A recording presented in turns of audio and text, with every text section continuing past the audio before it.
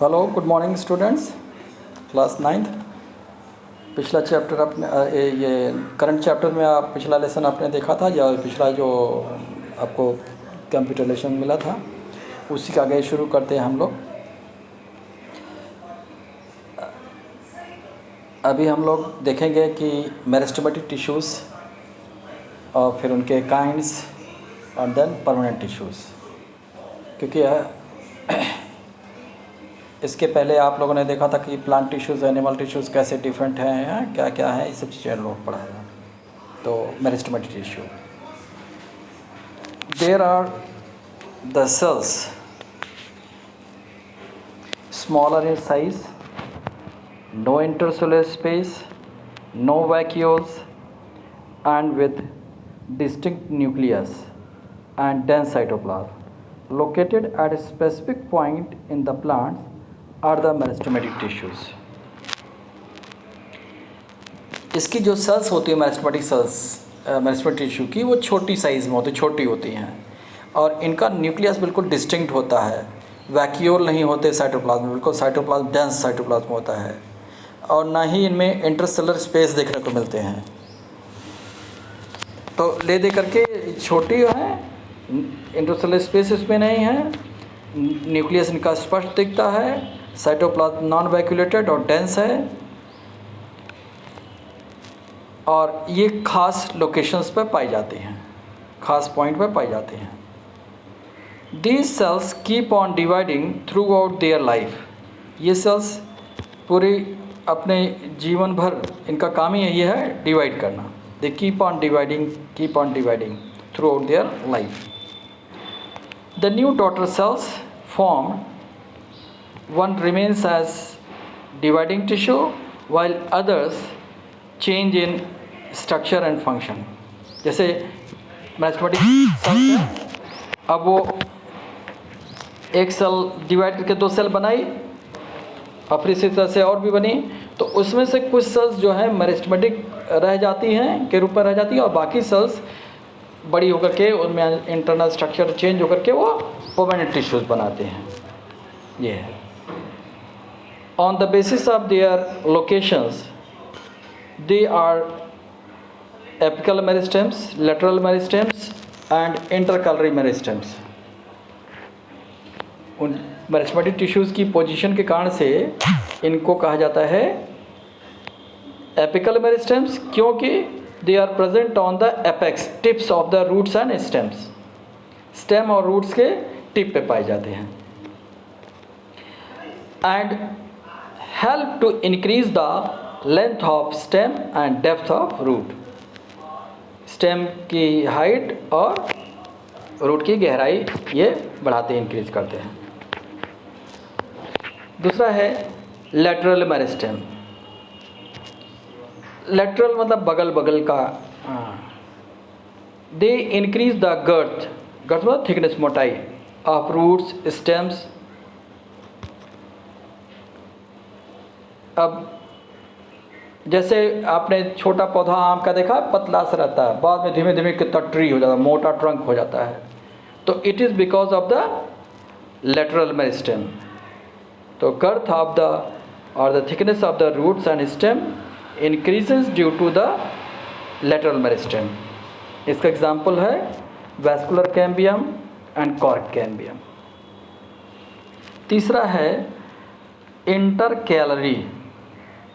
Intercalary, they are present at the base of leaves और internodes on twigs.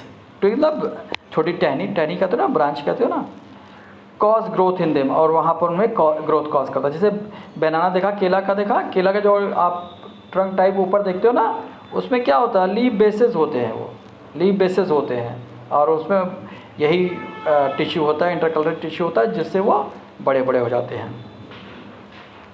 Next, permanent tissues. जो sales meristematic tissues से बनी हैं, जो सेल्स मेरिस्टेमेटिक टिश्यूज़ से बनी हैं, उन्हीं में चेंजेस आता है और वही बाद में परमानेंट टिश्यूज़ बनते हैं। मतलब परमानेंट इसलिए कि वो एक जैसे, फिर उनमें कोई चेंज नहीं आता, उनमें कोई चेंज नहीं आता। The cells which are formed from meristematic tissue lose their ability to divide, become specialized in structure and function, are called permanent tissues. मतलब परमानेंट टिश्यू जो होते हैं वो स्पेशलाइज्ड होते हैं स्ट्रक्चर और फंक्शन, मतलब उनका जो सेल्स का स्ट्रक्चर होता है वो बिल्कुल विशेष तरह का हो जाता है, स्पेशल तरह का हो जाता है, और उसका फंक्शन भी विशेष तरह का हो जाता है. And they lose the ability of division, और उनकी डिवाइड करने की जो एबिलिटी होती है वो साफ चली जाती है, जैसे जाइलम, फ्लोएम, ये सब. The process of taking a definite shape, size, structure and function is called differentiation. जो मेरिस्टेमेटिक सेल्स से बनती है सेल्स, अब वो क्या होंगे, शेप और साइज में और स्ट्रक्चर में, फंक्शन में सब उनमें चेंजेस आ जाता है, परिवर्तन आ जाता है, मॉडिफाई हो जाती हैं. तो उस पूरे प्रोसेस को जो ये चेंज होता है ना, उसे कहते हैं डिफरेंशिएशन. क्या कहते हैं? डिफरेंशिएशन. ये जो चेंजेस आते हैं सेल के शेप में, साइज में, स्ट्रक्चर में, फंक्शन में, उस पूरे प्रोसेस को क्या कहते हैं? Differentiation. Permanent tissues are basically two types: simple permanent tissues and complex permanent tissues. अब simple permanent tissues, actually simple permanent tissues, they are made up of the same type of cells. इन जो cluster of cells होती है, they are all same type. Structurally एक ही जैसे देखने में होती हैं, काम तो एक ही होता है और देखने में भी एक जैसी होती हैं, इसीलिए उनको सिंपल परमानेंट टिश्यूज़ कहते हैं. और जो कॉम्प्लेक्स परमानेंट टिश्यूज़ होते हैं ना, जो कॉम्प्लेक्स परमानेंट टिश्यूज़ होते हैं उनको हम क्या कहते हैं?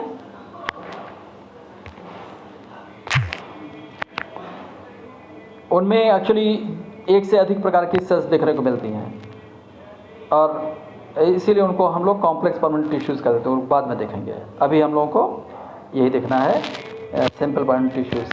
तो ये लगभग 3 प्रकार की होती हैं. पहला है पैरेन्काइमा. पहला क्या है? पैरेन्काइमा. इनको हम लिखते हैं पैरेन्काइमेटस टिश्यू भी लिखते हैं, पैरेन्काइमेटस टिश्यू भी लिखते हैं. This tissue is made of cells with thin cell wall, varied shapes, vacuolated cytoplasm and significant intercellular spaces.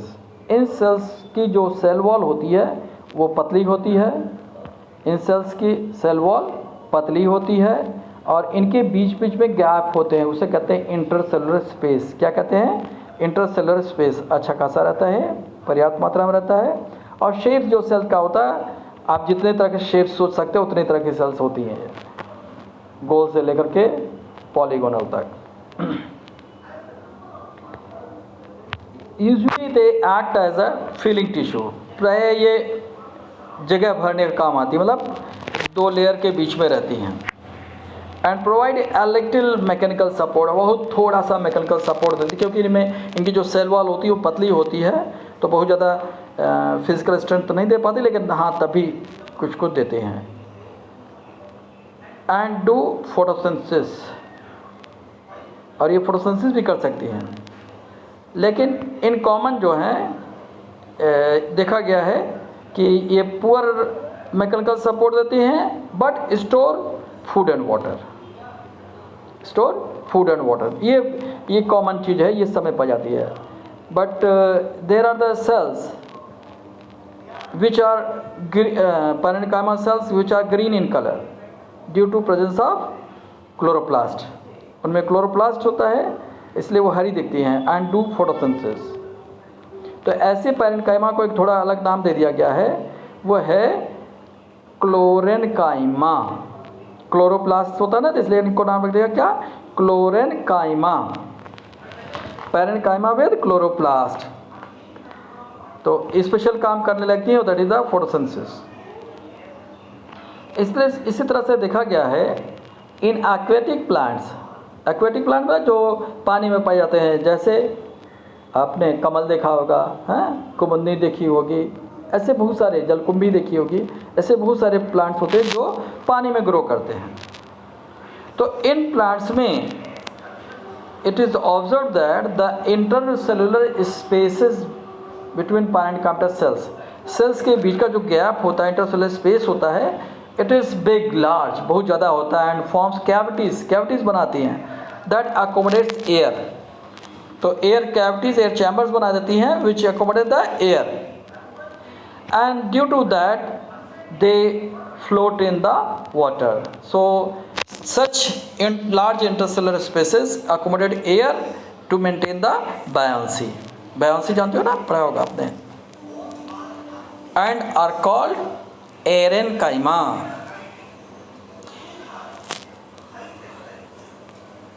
अब इनको क्या बोला जाएगा? parenchyma.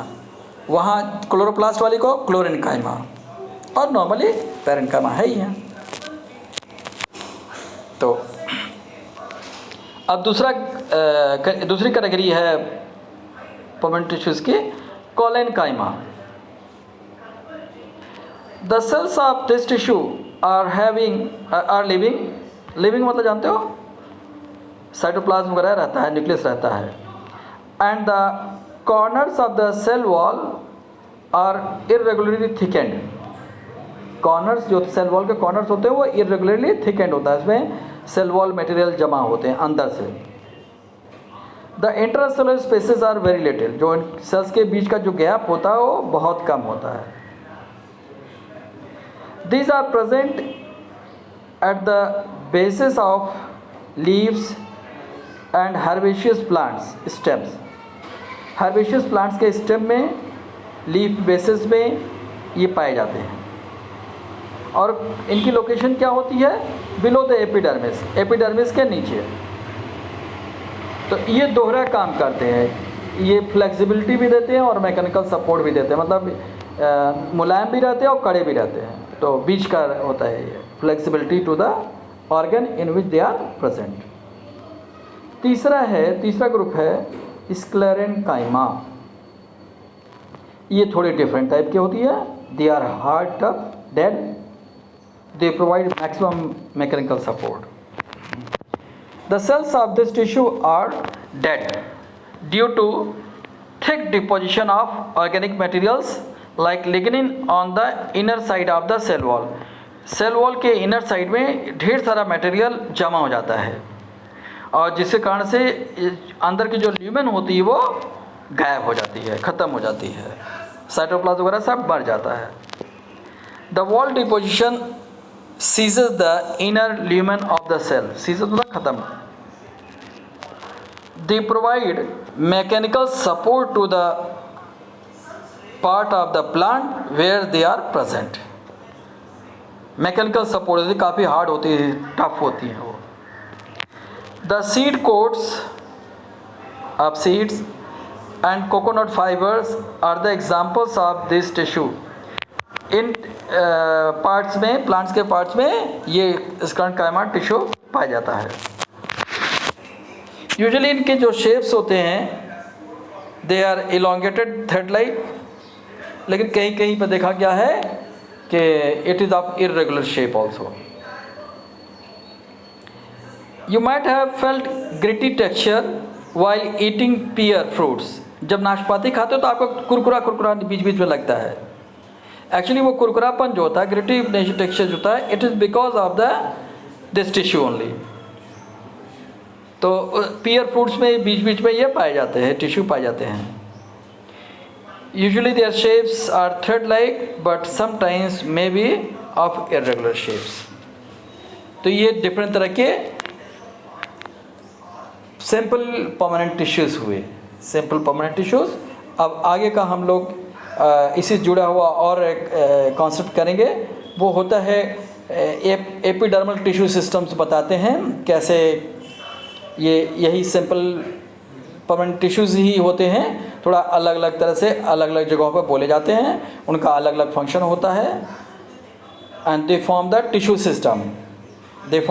सिस्टम, उसको हम लोग